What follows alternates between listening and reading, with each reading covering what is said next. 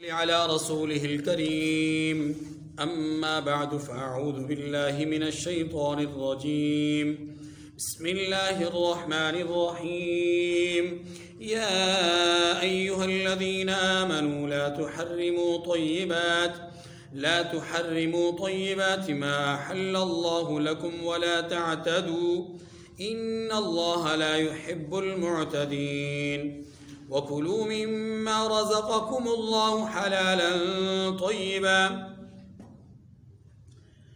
واتقوا الله الذي أنتم به مؤمنون لا يؤاخذكم الله باللغو في أيمانكم ولكن يؤاخذكم بما عقدتم الأيمان فكفارته إطعام 10 مساكين من أوسط ما تطعمون أهليكم أو كسوتهم أو تحرير رقبة فمن لم يجد فصيام 3 أيام ذلك كفارة أيمانكم إذا حلفتم بند کر دیجیے اس کو واحفظوا أيمانكم كذلك يبين الله لكم آياته لعلكم تشكرون صدق اللہ العظیم۔ سورۃ المائدہ کی یہ 3 آیات کریمہ آیت نمبر 87 سے آیت نمبر 89 تک میں نے آپ کے سامنے تلاوت کی ہیں۔ ان آیات کریمہ سے پہلے اللہ رب العزت نے نصارہ کی کچھ تعریف بیان فرمائی اور یہود اور مشرکین کی مذمت بیان فرمائی۔ آپ کی توجہ میری طرف رہے جی، یہ الیکٹرک نظام ہے، اس میں اونچ نیچ ہو جاتی ہے، آپ توجہ میری طرف۔ یہود اور مشرکین کی مذمت کہ یہ مسلمانوں کے سخت گیر دشمن ہیں، اور نصارہ کی کچھ تعریف کہ یہ مسلمانوں کے ایمان کے اعتبار سے زیادہ قریب ہیں۔ 3 وجوہات بیان فرمائی تھیں۔ ایک وجہ یہ ہے کہ نصارہ میں علماء موجود ہیں، دوسری وجہ یہ بیان فرمائی کہ ان میں مشائخ اور رہبان موجود ہیں، اور تیسری وجہ یہ بیان فرمائی کہ وہ عاجز اور تواضع پسند لوگ ہیں، عاجزی پسند اور تواضع پسند لوگ ہیں۔ اس وجہ سے فرمایا یہ یہود اور مشرکین سے مختلف ہیں۔ یہ بات ذہن نشین فرما لیجئے کہ جب قرآن پاک نے یہ کہا کہ ذالک بأن منہم قسیسین و رہبانا، یہ اس وجہ سے کہ اس میں علماء اور رہبان موجود ہیں۔ رہبانیت یہ جو لفظ ہے اس کا معنی ہے تارک الدنیا، دنیا کو چھوڑ دینے والا۔ عمدہ لباس پہننا چھوڑ دیا، عمدہ کھانا کھانا چھوڑ دیا، شادی بیاہ چھوڑ دیے، رسومات اور یعنی دنیا کے جو معاملات ہیں ان معاملات کو، رسومات نہیں، دنیا کے معاملات کو ترک کر دیا، اور دنیا سے قطع تعلق ہو کر کے صرف اللہ اللہ اللہ، اور اس کے لیے جنگلات کا رخ کر دیا یا کسی پہاڑ کا رخ کر دیا یا بستی میں ہی رہ کر کے کنارہ کش ہو گئے، اور بالکل کسی طرح کے معاملات میں، سوشل معاملات میں، سماجی ایکٹیویٹیز میں عمل دخل ان کا ترک ہو گیا، گھریلو معاملات میں بھی ان کا عمل دخل تقریباً ترک ہو گیا۔ اسے کہتے ہیں رہبان۔ اسے کیا کہتے ہیں؟ اب جب قرآن پاک نے نصارہ کی تعریف کی، بات ذرا سمجھے گا، قرآن پاک نے نصارہ کی تعریف کی کہ عیسائی مسلمانوں کے قریب ہیں اس وجہ سے کہ ان میں 3 کوالٹیز ہیں۔ پہلی کوالٹی یہ ہے کہ ان میں اہل علم موجود ہیں، دوسری یہ کہ ان میں تارک الدنیا موجود ہیں، تیسری یہ کہ وہ عاجزی پسند اور تواضع پسند ہے۔ اس سے ایک چیز پیدا ہوئی، علم، عالم ہونا اچھی بات، تواضع اور عاجزی پسندی یہ اچھی بات، لیکن سوال یہ ہے کہ کیا رہبانیت بھی اچھی بات ہے؟ جبکہ رحمت دو عالم صلی اللہ علیہ وسلم نے خود ارشاد فرمایا کہ لا رہبانیت فی الاسلام، اسلام میں رہبانیت اچھی بات نہیں ہے، جائز نہیں۔ اب توجہ کیجیے، میں ان آیات کا آیت نمبر 87 سے 89 تک کا ربط اور تعلق بتا رہا ہوں۔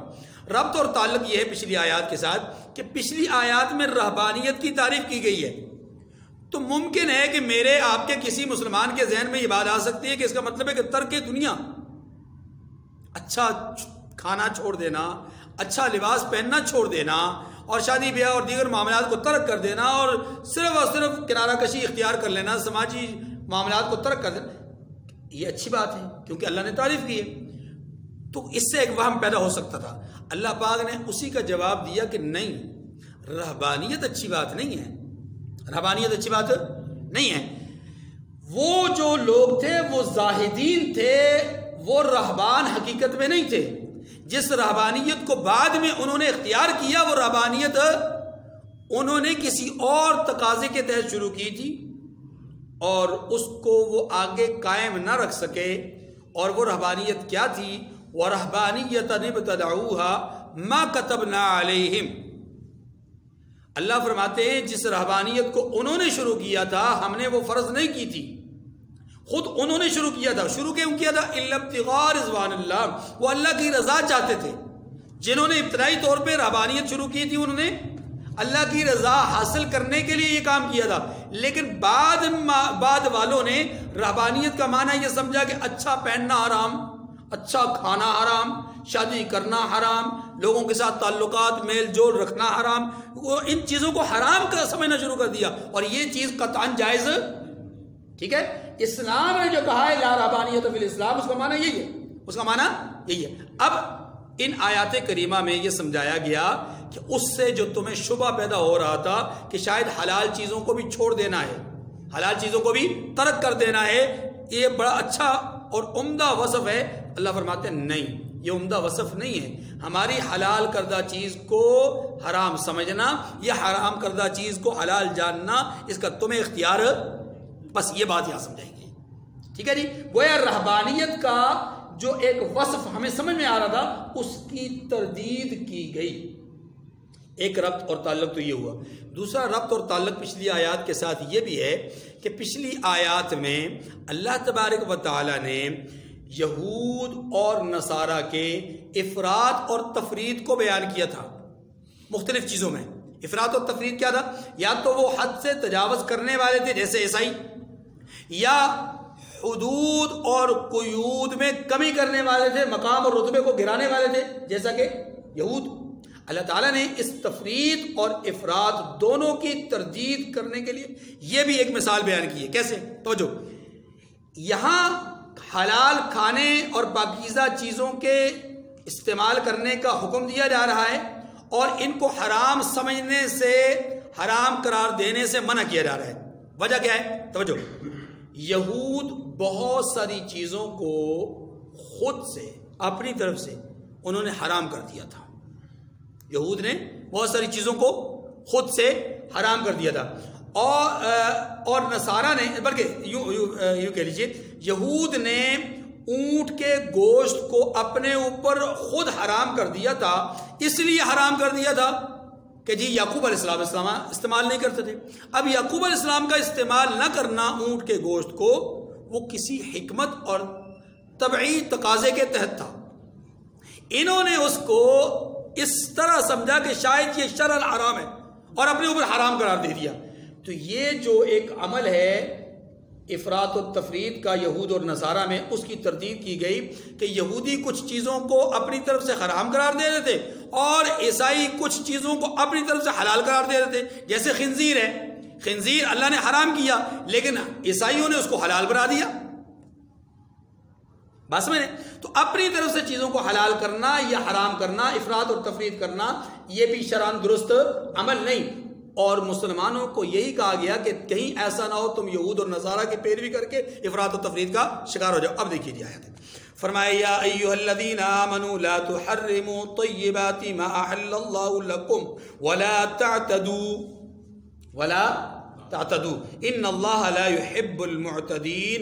مومنوں، جو پاکیزہ چیزیں اللہ نے تمہارے لیے حلال کی ہیں ان کو حرام نہ کرو اور حد سے نہ بڑھو، کہ اللہ حد سے بڑھنے والوں کو دوست نہیں رکھتا، پسند نہیں کرتا۔ توجہ، کسی چیز کو اپنے اوپر، یہ حلال چیز کو حرام کرنا یا حرام چیز کو حلال کرنا، اس کی 3 صورتیں ممکن ہیں۔ توجہ جی ادھر، 3 صورتیں ہیں۔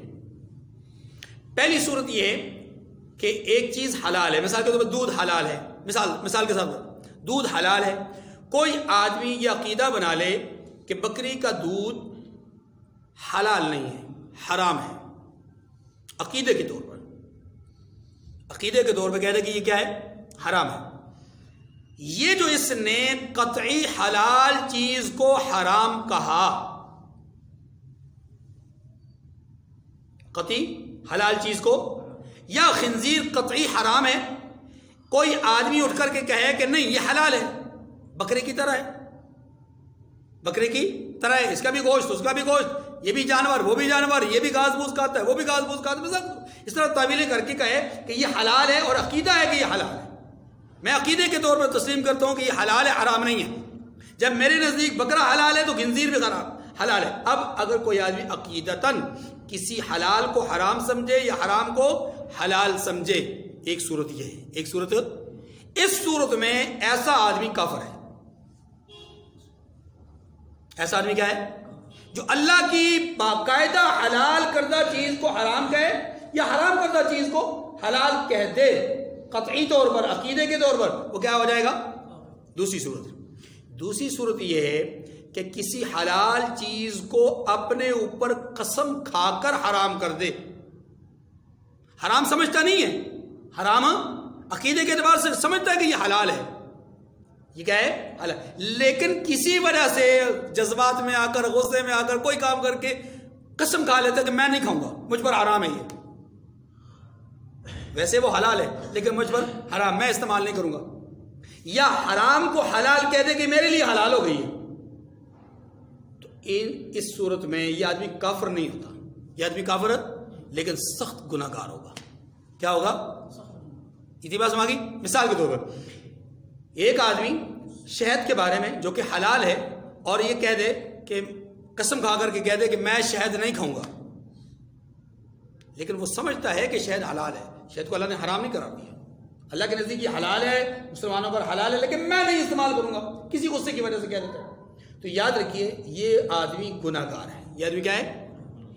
ٹھیک ہے. اس آدمی کو چاہیے کہ اس قسم کو فوراً توڑ دے. آگے مسئلہ قسم کا آ رہا ہے تفصیل سے، میں وہیں پہ عرض کروں گا.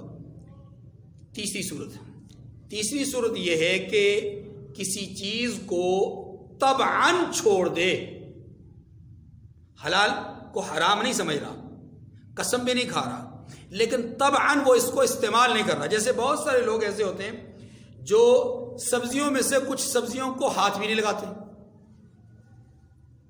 ٹھیک ہے.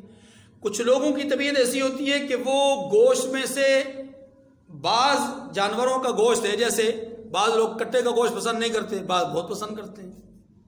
بعض لوگ گائے کا گوشت نہیں پسند کرتے، بعض لوگ بہت پسند کرتے ہیں. بعض لوگوں کے ہاں مرغی بہت پسندیدہ ترین خوراک ہے، اور بعض بیچارے ہماری طرح مجبوراً کھاتے ہیں تو کھاتے ہیں، ورنہ نہیں تو بالکل قطعاً پسند نہیں کرتے. برائلر دیسی اگر مل جائے تو واہ بھائی واہ.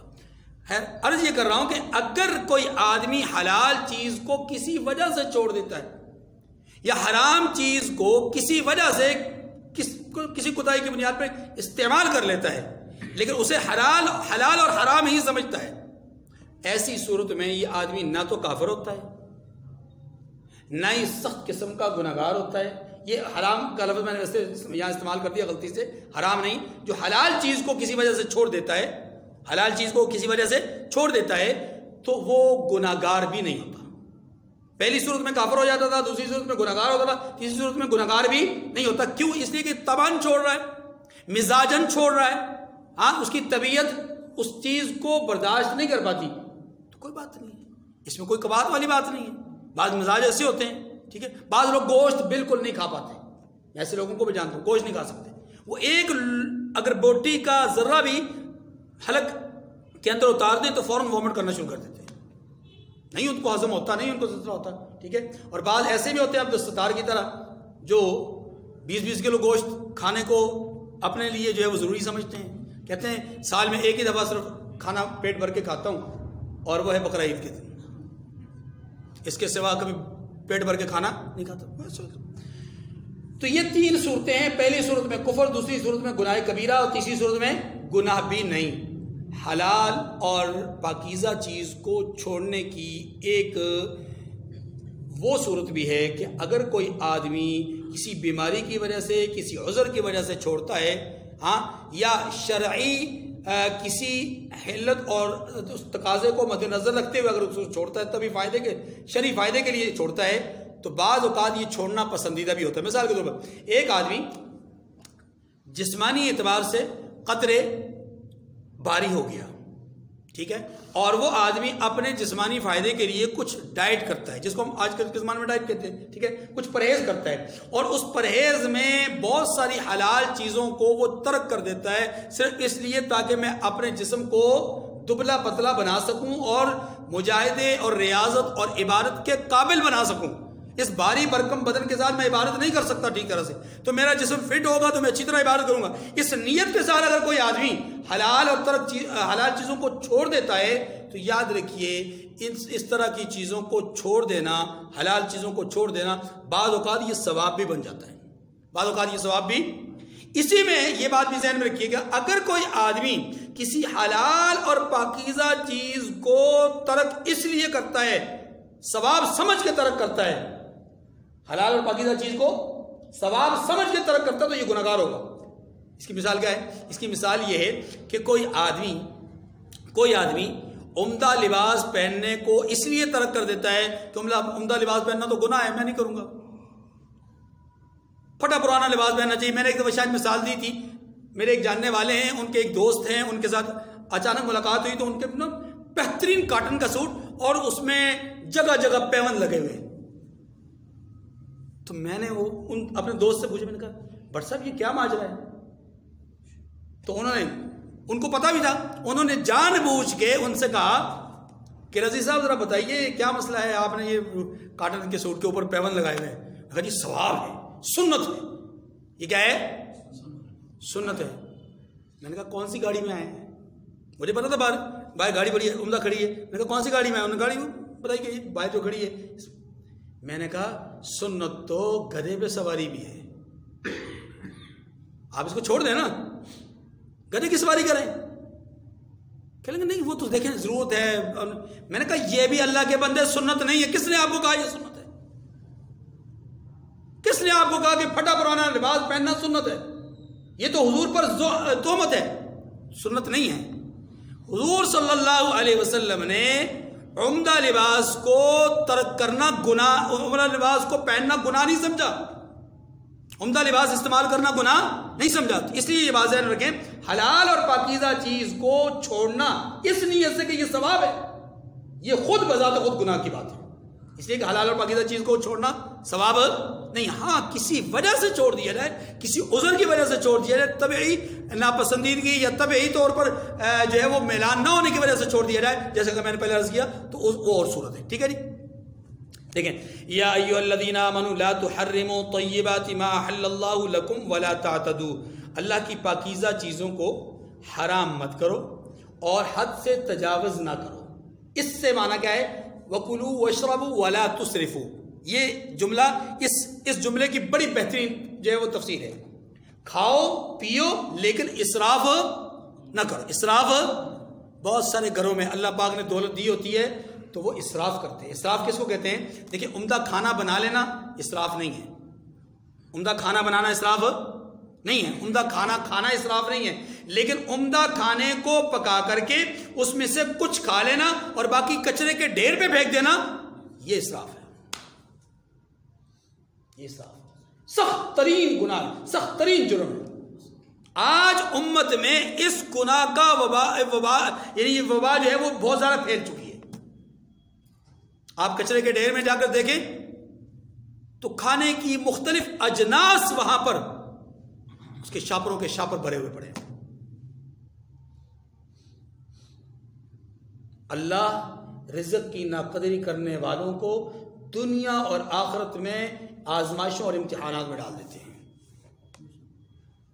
بعض اوقات رزق چھین لیتے ہیں، بعض اوقات رزق اور دیتے ہیں، لیکن آزمائشوں میں ڈال دیتے ہیں۔ وہ آزمائشیں اولاد کی صورت میں، پھلوں کی صورت میں، مال میں نقصان کی صورت میں، تجارت اور کاروبار میں نقصان کی صورت میں، یا عدم اطمینان کی صورت میں۔ سب کچھ ہونے کے باوجود اطمینان نہیں ہوتا زندگی میں۔ اس لیے اللہ کی دی ہوئی نعمتوں کی قدر کرنی چاہیے۔ ان اللہ لا يحب المعتدین، بے شک اللہ حد سے تجاوز کرنے والوں کو پسند نہیں کرتے. وَكُلُوا مِمَّا رَزَقَكُمُ اللَّهُ حَلَالًا طَيِّبًا، اور جو حلال طیب روزی اللہ نے آپ کو دی ہے اسے کھائیے. اور اللہ وَاتَّقُوا اللَّهَ الَّذِي أَنْتُمْ بِهِ مُؤْمِنُونَ، اور اللہ سے جس پر ایمان رکھتے ہو ڈرتے رہو. نہ تو حد سے تجاوز کرو اور نہ ہی چیزوں کو خود سے حرام کرو، بلکہ اس کے مابین رہ کر کے اپنی زندگی گزارو، کوئی حرج نہیں ہے. حضرت عمر بن عبد العزیز رحمۃ اللہ علیہ کے بارے میں آتا ہے کہ جب خلافت نہیں سنبھالی تھی تو 500 درہم کا سوٹ پہنتے تھے. 500 روپے کا درہم کا سوٹ پہنتے تھے، جو آج کے حساب سے لاکھوں روپے کا مالیت کا ہے. لیکن جب حکمران بنے تو 2 درہم کا سوٹ پہنتے تھے. کتنے درہم کا؟ رحمت دو عالم صلی اللہ علیہ وسلم نے بھی اپنی حیات طیبہ میں ایک عمدہ اور پاکیزہ اور بہترین قیمتی صاف ستھرا لباس اپنے ہاں رکھا ہوا تھا. بعض اہم مواقع پر آپ استعمال فرمایا کرتے تھے. عام حالات میں آپ سادہ لیکن پاکیزہ لباس پہنتے تھے. سادہ لیکن اس سے اشارہ تھا کہ غرباء کی بھی حمایت ہو جائے اور یہ جو حلال عمل ہے پاکیزہ اور عمدہ پہننا، اس کا ترک کامل بھی نہ ہو. ٹھیک ہے جی. آگے جی جو مسئلہ ہے آیت نمبر 89 میں وہ ہے قسم کے حوالے سے. یہ اس بات کو ذرا سمجھیے گا، قسم جب انسان کھاتا ہے اس کی 3 صورتیں ہوتی ہیں. ایک ارادہ نہیں ہوتا قسم کھانے کا، لیکن ویسے ہی زبان سے اللہ کی قسم ہے، اللہ کی قسم ہے. عرب خاص طور پہ یہ قسم کے الفاظ بہت زیادہ سمجھ، لا واللہ لا واللہ واللہ واللہ اللہ، مطلب ان کی ایک سانس میں 4-5 قسمیں ہو جاتی ہیں. کیا جی نہیں سب ایک سانس میں 4-5 قسمیں کھا جاتے ہیں. کوئی ارادہ نہیں ہوتا قسم کھانے کا، الفاظ ایک قسم بول دیتے ہیں. ایک تو یہ صورت ہے. یاد رکھیے اس صورت میں کوئی گناہ بھی نہیں ہے اور کوئی کفارہ بھی نہیں ہے، لیکن ہے یہ عبث اور بیکار کام. ان الفاظ کا مواخذہ اللہ کے ہاں ہونا ممکن ہے کہ یہ جو بیکار الفاظ استعمال کر رہے ہیں ان کا مواخذہ ہونا، کیونکہ بہرحال اللہ تبارک و تعالیٰ کے نام کی بے حرمتی تو اس سے لازم آتی ہے نا کہ بلا وجہ آپ قسمیں کھاتے جا رہے ہیں. ایک صورت تو یہ ہے. دوسری صورت یہ ہے کہ آپ گزشتہ دن یا سال یا زمانے کے اعتبار سے کسی امر واقعہ پر قسم کھاتے ہیں، کسی واقعے پر کسی بات پر قسم کھاتے ہیں، اور جس بات پر آپ قسم کھا رہے ہیں وہ آپ کے گمان کے مطابق ویسی نہیں ہے.